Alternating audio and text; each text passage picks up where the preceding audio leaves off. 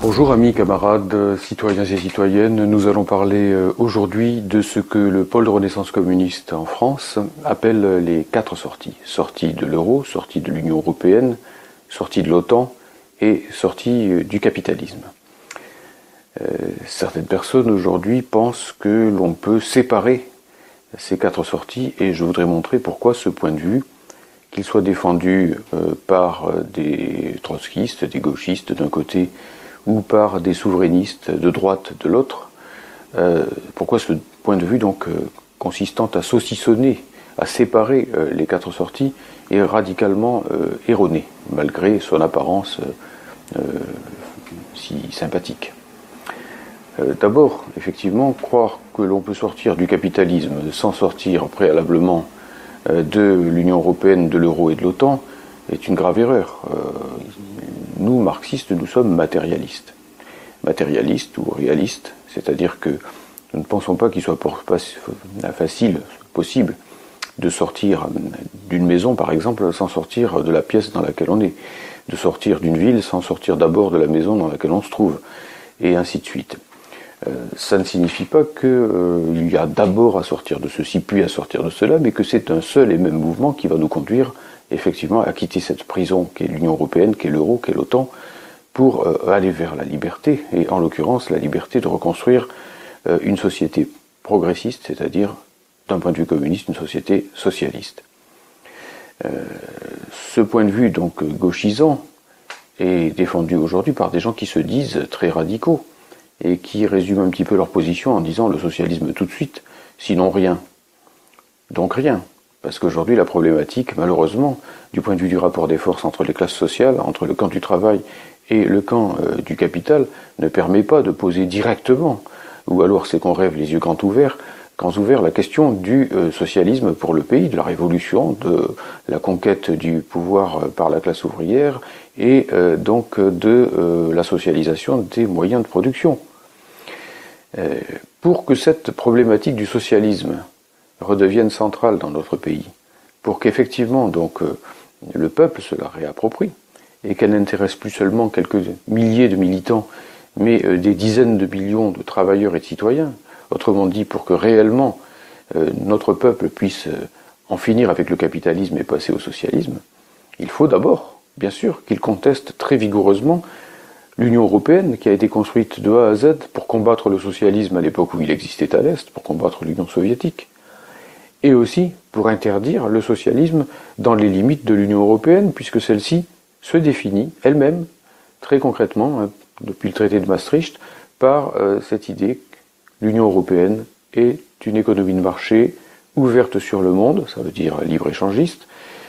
où la concurrence est libre et non faussée, si bien que dans le cadre de l'Union européenne, tout bonnement, la marche au socialisme, et même simplement la marche au progrès social, est interdite. Qui peut le plus, peut le moins. Il faut d'abord faire tomber ce verrou, il faut d'abord sortir de la prison. Prouvons que nous sommes capables de briser les barreaux de la prison, et nous serons d'autant plus capables ensuite, effectivement, d'entraîner le peuple à l'assaut de la prison elle-même, à l'assaut du capitalisme, et pas seulement en France, bien évidemment. Et donc, de ce côté-là, je crois qu'il est nécessaire de bien indiquer que ceux qui se présentent comme des radicaux parce qu'ils veulent le socialisme tout de suite sont en réalité de faux radicaux. En réalité, ils promettent le socialisme pour une période indéfinie sans chercher les moyens de le remettre concrètement dans la problématique. Et dans le même temps, eh bien, ils ménagent l'Union européenne. Et en ménageant l'Union européenne, comme le fait par exemple Madame Nathalie Arthaud, eh bien, du même coup, en disant que bon, c'est pas important au fond qu'on soit ou qu'on ne soit pas dans l'Union européenne, comme si les outils dont se dote le capital n'avaient aucune importance, hein, eh bien, du même coup, il ménage bien gentiment cette partie de la bourgeoisie qui est alter-européiste, qui est alter-mondialiste, et qui d'une manière ou d'une autre ne veut surtout pas affronter cette vache sacrée du grand capital, du MEDEF, qu'est la construction européenne, la construction atlantique.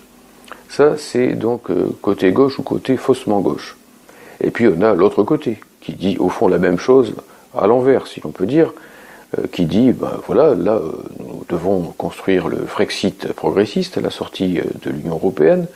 mais on n'a pas besoin de s'occuper du capitalisme pour l'instant. On verra après, ou on verra jamais, hein, d'une façon ou d'une autre, Et donc ces gens-là nous disent au fond qu'on peut découpler, on peut dissocier la question du socialisme de la question de la sortie de l'Union européenne. Donc 3 sorties, et la dernière, eh bien, on la remet au calendrier grec, c'est le cas de le dire. Ce n'est pas non plus très convaincant, pour une raison très simple, c'est que la construction européenne est de A à Z, depuis ses origines, depuis Monnet et Schuman, et même avant, comme l'a montré Annie Lacroix-Riz, puisque déjà il y avait des velléités de construction européenne dans l'entre-deux-guerres, eh bien elle est tout entière tournée contre le socialisme. Et elle a été construite de A à Z par les classes dominantes pour museler non seulement la marche au socialisme, ça je l'ai déjà montré tout à l'heure, mais également pour détruire les acquis sociaux, pour détruire toutes les conquêtes progressistes dans chaque pays, séparément, en faisant en sorte que se coalisent les grandes bourgeoisies de toute l'Europe pour écraser séparément, en quelque sorte, chaque peuple, en lui interdisant effectivement toute avancée et en jouant sur l'idée que bon, tant qu'il n'y aura pas de révolution continentale partout en même temps au sifflet, eh bien il n'y aura de progrès nulle part. Ce qui, soit dit en passant, est une étrange convergence avec ce que nous avons vu tout à l'heure à propos du gauchisme. Autrement dit, non seulement le socialisme tout de suite, sinon rien, mais le socialisme tout de suite et partout, sinon rien. Autrement dit, eh bien le maintien à perpétuité du capitalisme, parce qu'il faut bien commencer quelque part à briser ce que Lénine appelait la chaîne impérialiste dans son maillon le plus faible. Alors justement, donc, pour en revenir à cette question du Frexit sans socialisme, il faut comprendre que ceux qui proposent cela se trompent ou trompent leurs électeurs. Étant donné que la construction européenne est une construction de classe tournée contre la classe ouvrière, contre le mouvement progressiste et contre le socialisme, étant donné que tout le MEDEF est favorable à cette construction européenne, c'est écrit en toutes lettres dans son manifeste dont je parlais tout à l'heure de 2011, qui s'intitule « Besoin d'air ». À ce moment-là, bien entendu, sur quelle classe faut-il s'appuyer pour aller jusqu'au Frexit et le mener jusqu'au bout, même sans parler de socialisme? Eh bien, il faut s'appuyer, bien entendu, sur la classe ouvrière, sur le monde du travail, étant entendu que les couches intermédiaires vont forcément osciller entre la construction européenne et pas la construction européenne, bref, quelles vont être ces couches moyennes, alter-européistes, alter-impérialistes et finalement donc alter-capitalistes. Seule la classe ouvrière, et elle l'a montré en 2005 quand elle a voté à plus de 70%, 79% contre la Constitution européenne, peut aller jusqu'au bout de cette démarche, peut mener le Frexit réellement jusqu'à son terme. Pourquoi? Parce que la classe ouvrière a vécu depuis le début ce que signifie cette construction européenne, le plan charbon-acier par exemple, qui a été le point de départ et qui a abouti à la destruction du charbon et de la sidérurgie française, c'est-à-dire au déclassement de millions d'ouvriers, de fils d'ouvriers, qui aujourd'hui forment les cohortes de chômeurs ou de précaires. Donc la classe ouvrière, elle a payé pour voir ce que c'était que la construction européenne, et les couches moyennes, aujourd'hui, sont en train de payer cher, mais avec un certain retard par rapport à ce qu'a déjà payé la classe ouvrière, ou une bonne partie d'ailleurs aussi de la paysannerie. Donc la classe ouvrière, c'est la classe anti-Union européenne conséquente, celle qui est capable d'aller jusqu'au bout, celle qui n'aura pas froid aux yeux pour mener le Frexit jusqu'à son terme, celle qui n'a que faire de passer par l'article 50 pour sortir de l'Union européenne, comme Theresa May ou comme tel de ses imitateurs français qui se présentent comme un grand radical anti-UE, alors qu'en fait il se lie les mains d'avance avec les procédures de l'Union européenne. Si on est un véritable patriote, on n'a pas besoin de l'autorisation ni d'Angela Merkel, ni de l'Union européenne pour sortir de la prison. On ne demande pas au geôlier la clé de la prison avant de sortir, ni l'itinéraire. On sort et on voit. C'est ce qu'ont fait les résistants à une autre époque quand ils devaient combattre déjà une autre Europe du capital qui écrasait déjà notre pays, même si c'était bien sûr sous d'autres formes. Encore que celles qui se préparent aujourd'hui dans l'Union européenne de plus en plus fascisante sont à surveiller de près. Tout cela pour dire quoi? Eh bien que d'emblée, pour que la classe ouvrière puisse mener le Frexit jusqu'à son terme, qu'elle soit donc la classe centrale de ce regroupement, il faut évidemment que la revendication de l'indépendance nationale en France soit clairement posée en lien avec le progrès social,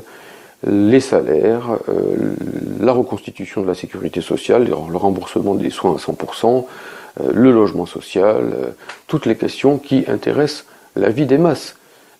L'indépendance nationale, ça doit être quelque chose de concret. Ça veut dire aussi vivre mieux pour les travailleurs.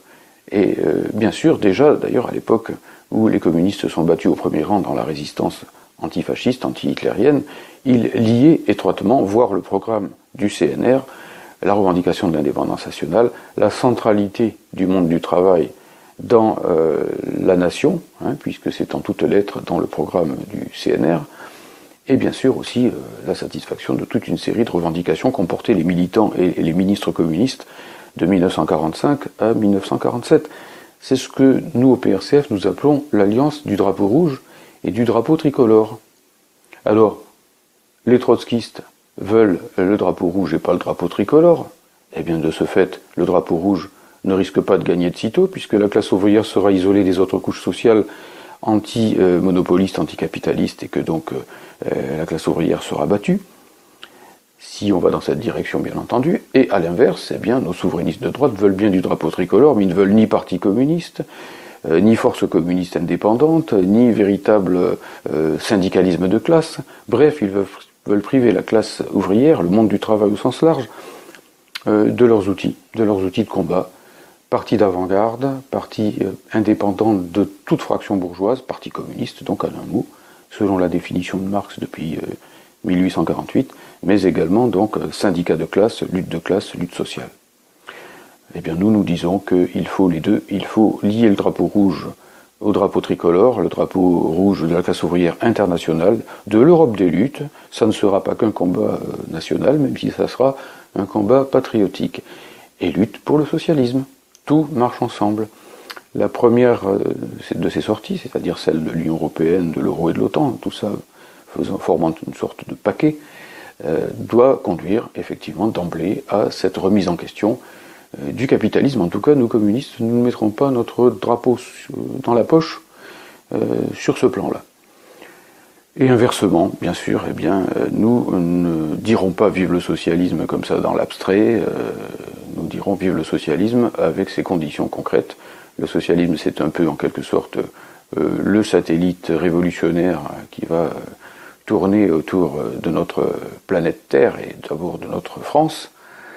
Et pour mettre un satellite en orbite, eh bien, on a besoin d'une fusée. On a besoin d'une fusée et dans un seul mouvement, dans un seul processus, une seule dynamique, eh bien, on a besoin de sortir de l'Union européenne, de l'euro, de l'OTAN et de mettre le socialisme sur orbite à partir de tout cela. Le socialisme peut tirer la revendication de Frexit progressiste jusqu'au bout, parce que c'est grâce à cette visée du socialisme que la classe ouvrière peut entrer en lutte, et pour cela il lui faut un parti communiste, qu'elle peut tirer le Frexit jusqu'au bout, et inversement, eh bien, la perspective du Frexit peut concrètement allumer pour des millions de gens le débat, rallumer le débat sur la sortie du capitalisme, sur la question du socialisme urgente pour notre pays. Les deux sont liés, ne les opposons pas. Ceux qui les opposent, eh bien, tout simplement travaillent pour ceux qui disent vive le drapeau rouge, abat le drapeau tricolore contre le drapeau rouge, et ceux qui disent au contraire, eh bien, vive le drapeau tricolore, l'indépendance nationale, ça suffit, le reste ne compte pas, travaillent en réalité contre la nation, contre l'indépendance de la nation, qu'ils s'en rendent compte. Je suppose qu'ils ne sont pas cyniques, ou qu'ils ne s'en rendent pas compte, mais dans ce cas, eh bien, ils risquent fort d'égarer leur soutien politique. Voilà, donc les quatre sorties, dans une seule dynamique, euro, Union européenne, OTAN, capitalisme, tout ça c'est le même ennemi, et donc combattre les uns sans combattre les autres nous mènerait à la défaite. Les combattre ensemble peut nous mener à la victoire.